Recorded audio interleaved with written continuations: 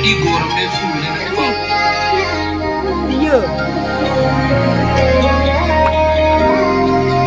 ఎలా అనిపిస్తుంది అసలు అది ఎలా అనిపిస్తుంది అదిగో అదిగో పెట్రోల్ అయ్యి బాబు మీ అపోనెంట్ భాస్కర్ రావు చెరుక్కుంటూ తగిలెట్టేసినారనే విషయం ఊర్లో తెలిస్తే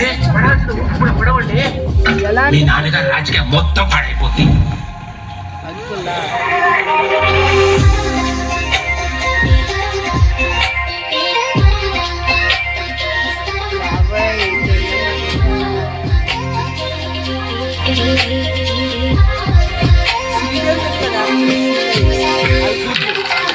మా నాన్న రాజకీయంలో ఉన్నాడు కానీ మా నాన్న లోపల రాజకీయం లేదురా. ఐలో